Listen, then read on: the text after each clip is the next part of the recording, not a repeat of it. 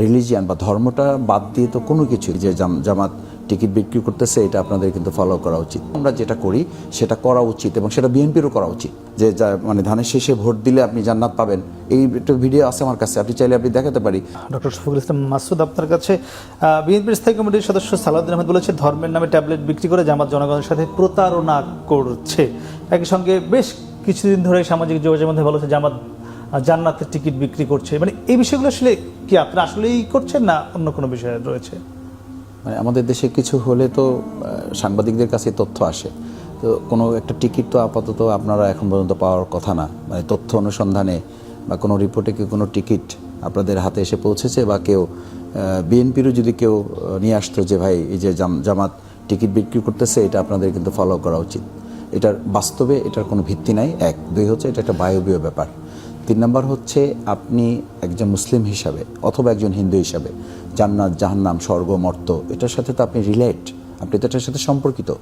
তিন নম্বর হচ্ছে রিলিজিয়ান বা ধর্মটা বাদ দিয়ে তো কোনো কিছু আমাদের যে ধর্মে আমরা বিশ্বাস করি সেখানে আল্লাহ সুবহানাহু ওয়া তাআলা পরিষ্কার করেছেন যে আল ইয়াওমা আকমালতু লাকুম দীনাকুম ওয়া আতমামতু নি'মাতি ওয়া রাদিতু লাকুমুল ইসলামা দীনা।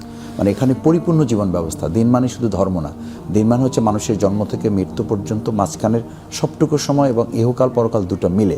সুতরাং আপনি যখন আধা ঘন্টা কথা বলবেন, আমি তো আমার এলাকায় বলি 5 মিনিট কথা বললেও তো আমার সামনে দুনিয়ার কল্যাণ যেমন বলা দরকার, গম নিয়ে আলোচনা করা দরকার, টিন নিয়ে আলোচনা করা দরকার, রাস্তা নিয়ে আলোচনা করা দরকার, স্কুল কলেজ নিয়ে যেমন আলোচনা করা দরকার। এটা যেমন আমার একটা ইম্পর্টেন্ট পার্ট আমার লাইফের কিন্তু আমার মৃত্যুর পরে জান্নাত জাহান্নামও it's a very important part. সুতরাং সেই পার্ট নিয়ে যদি কেউ আমাকে সতর্ক না করে, আমরা বলি যে আমরা জান্নাতের টিকিট বিক্রির কথাটা হচ্ছে আমাদের উপরে চাপিয়ে দেওয়া, এটা হচ্ছে আমাদেরকে এটা ফোবিয়া তৈরি করা। আর মূলত আমরা যেটা করি সেটা করা উচিত এবং সেটা বিএনপিরও করা উচিত মুসলিম হিসাবে, কারণ তারা তো বলে তারা মদিনা ইসলাম চায়। তো মদিনার ইসলামের মধ্যে তো এটা আছে। রাসূল সাল্লাল্লাহু আলাইহি ওয়াসাল্লাম তো মানুষদেরকে শুধু দুনিয়ার কথা বলেন নাই, তারা তো পরকালের সঙ্গে মানে ঈশার কথা, সতর্কতার কথা বলেছেন, জাহান্নাম থেকে বাঁচতে হবে, জান্নাতে যেতে হবে। আর দেখেন আপনি সালাউদ্দিন সাহেব বলেছে, সালাউদ্দিন সাহেব একা নামাজ পড়তেছেন মাঠে, সব আশপাশে দাঁড়িয়ে ছবি তুলতেছে। এইটা কি খুব দরকার ছিল? দরকার ছিল এটা যে লা ইলাহা ইল্লাল্লাহ ধানের শেষে বিসমিল্লাহ, এরপরে এটার কি দরকার আছে যে মানে ধানের শেষে ভোট দিলে আপনি জান্নাত পাবেন? এই একটা ভিডিও আছে আমার কাছে, আপনি চাইলে আপনি দেখাতে পারি। ধানের শেষে ভোট না দিলে জান্নাত পাবেন না, এইটা আমার কাছে ভিডিও আছে, এটা দেখাতে পারি। আমি আপনাকে এটা দেখাতে পারি যে শাহজাহান চৌধুরী নামে ওনাদের একজন ক্যান্ডিডেটের ঘর সামনে রেখে উনি বলেছিলেন যে এটা তো হচ্ছে মক্কা শরীফের মতো।